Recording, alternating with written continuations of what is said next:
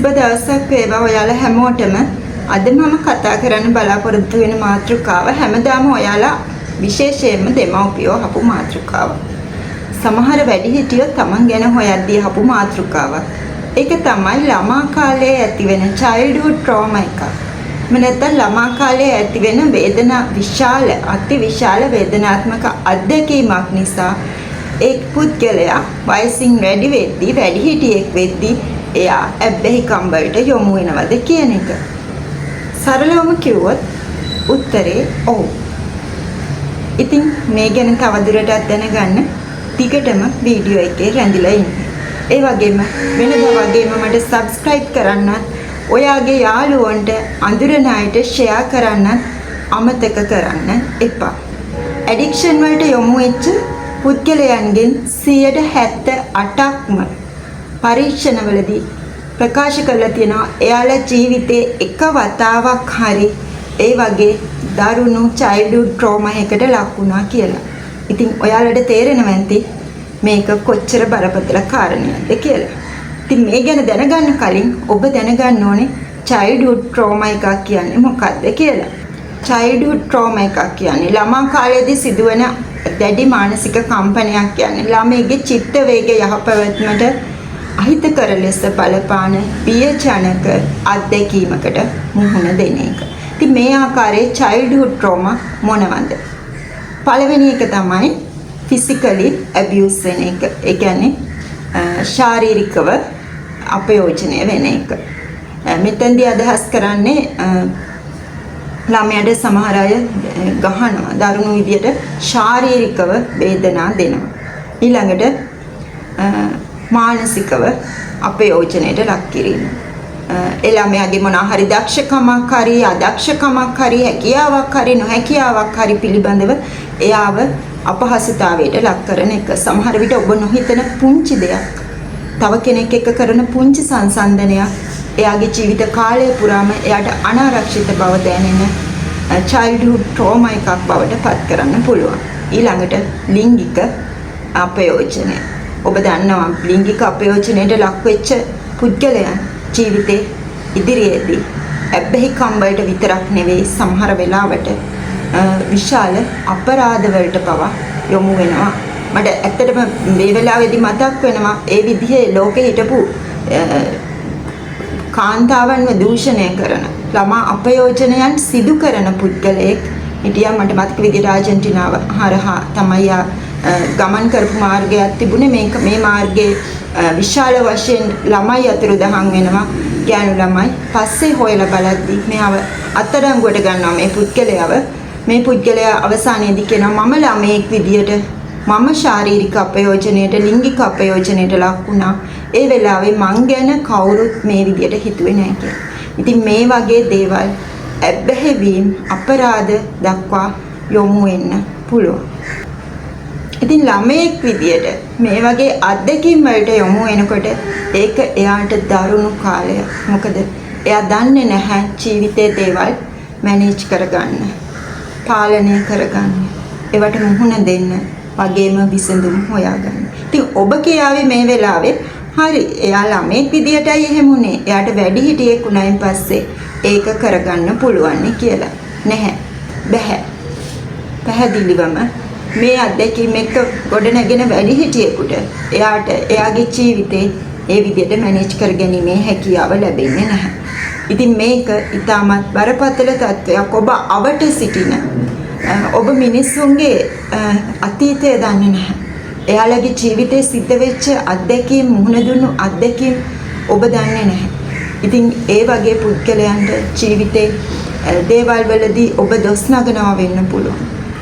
මේ වගේ childhood trauma එකකට මොනවද කරන්න පුළුවන්? මේ වගේ childhood trauma එකකට පුළුවන් ළමයෙක්ගේ මනසේ වර්ධනය, හැඟීම් හා චිත්ත වේග පිළිබඳ මධ්‍යස්ථාන, ඒ වගේම තීරණ ගැනීමේ මධ්‍යස්ථානවල වර්ධනය බාල කරන්න, ඒ වගේම වෙනස් කරන්න, ඒ වගේම මතකයේ සම්බන්ධ ස්ථාන වලට බලපෑම් කරන්න. ඒක නිසා තමයි අර අපි කියන්නේ ගොඩක් කරදර වුණාම මතක හිටින්නේ නැහැ. මතක තියාගන්න බෑ, තර්ක කිරීමේ හැකියාව නැති වෙනවා කියලා. ඉතින් ඒ වගේම විශේෂයෙන්ම HPA axis එක ඒ කියන්නේ හයිපොතැලමස් පිටියුටරි අක්ෂය. මේක තමයි අපේ මොළයෙන් විසින් අපේ ශරීරයේ ආතතිය සම්බන්ධයෙන් ස්ට්‍රෙස් එක සම්බන්ධයෙන් ක්‍රියා කරන මේ අක්ෂයේ ක්‍රියාකාරීත්වය සම්පූර්ණයෙන්ම වෙනස් කරන්න පුළුවන්. ඉතින් දීර්ඝ කාලීනව ආතතියකට සම්පූර්ණ ළමා කාලය පුරාම යොමු වෙලා තියෙන්න පුළුවන් මේ වගේ කෙනෙකුට. ඉතින් මේ විදියට දීර්ඝ කාලීනව ආතතියට ලක් වෙන ළමයෙකුට මොකද්ද වෙන්නේ? එයාට ශාරීරිකව හැම වෙලාවෙම අපහසුවකින් එයා ඉන්නේ. එයාට ඉස්සරදය ඊළඟට ගොඩක් වෙලාවට ඇබ්ඩොමිනල් පේන්, බඩේ කැක්කුම්, අතපය රිදෙන එක, වැඩකට කන්සන්ට්‍රේට් කරගන්න බැරි එක, එයාටම නොදන්න, එයාටම පැහැදිලි කරන්න බැරි විදිහේ අපහසුතාවයන් ගොඩකට එයාව ලක් වෙනවා. ඉතින් මේ වගේ දේවල් කියද්දී ගෙවල් වල වැඩිහිටියෝ අනිත් අය හිතනවා නෑ මෙයා මොකක් හරි දෙයක්කට කරන්න කම්මැලිකමට එහෙම නැත්නම් වැඩම අගාරින්න ඒ වගේ දෙයකට තමයි මේ කියන්නේ කියලා. ඉතින් වැඩිහිටියෝ විදියට ඔබේ වගකීම තමයි ළමයෙක් ඔබට මේ වගේ දෙයක් පිළිබඳව නිතරම කම්ප්ලේන් කරනවා නම් එයත් එක්ක කතා කරලා මේකට හේතුව ඔයා හොයලා බලන්න. මේ විදියට දිගින් දිගටම වේදනාවෙන් පීඩාවෙන් පත්වෙන කෙනෙක් එක් අවස්ථාවකදී එනවා එයාට තේරුම් ගන්න බැරි වෙනවා එයාට මේක දැනෙන්නේ මානසිකවද ශාරීරිකවද කියලා.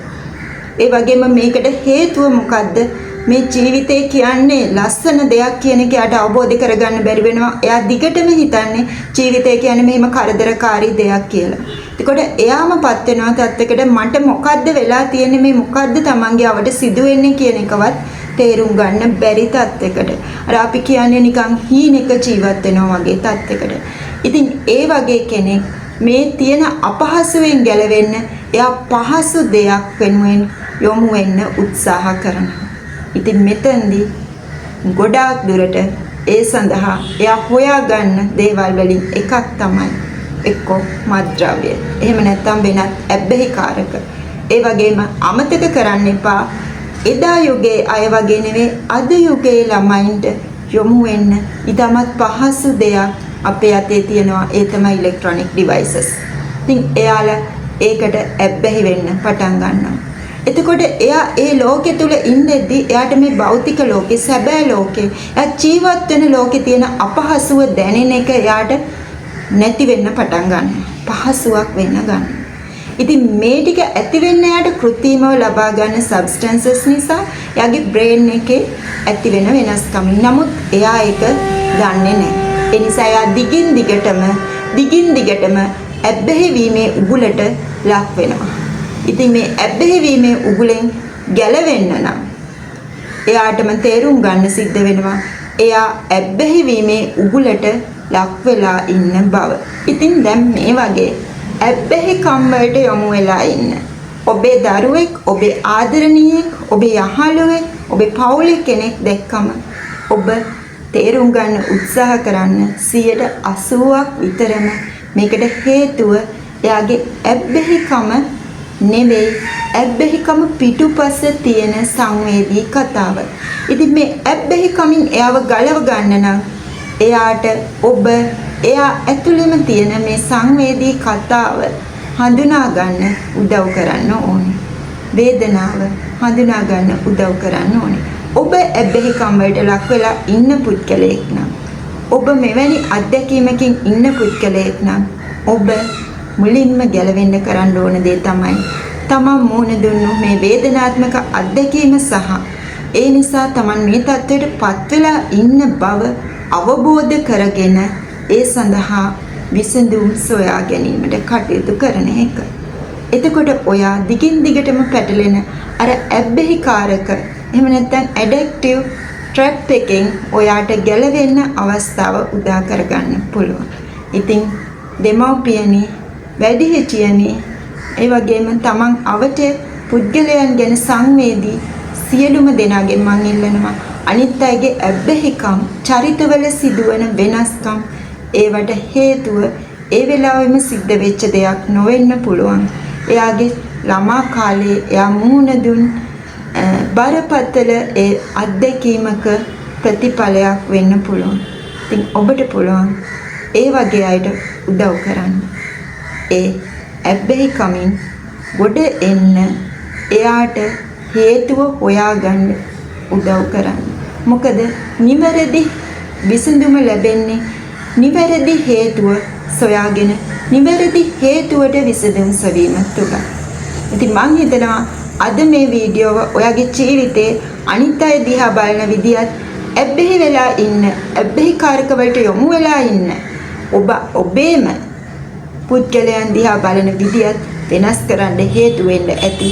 ඒ වගේම ළමයින්ව කුඩා කාලයේදී බලා ගැනීමේදී, හදා වඩා ගැනීමේදී, රැකවරණය සැලසීමේදී ළමයින්ගේ මානසික මට්ටම පිළිබඳව අවබෝධයෙන් කටයුතු කිරීමේ වැදගත්කම ඔයාට කියලා දෙන්න ඇති කියලා. එහෙනම් ආයෙත් මේ වගේ වීඩියෝ එකකින් හම්බ වෙනකන් ගිහිල්ලා එන්න. සබ්ස්ක්‍රයිබ් කරන්න, ෂෙයා කරන්න, ලයික් කරන්න. බොහොම ස්තුතියි.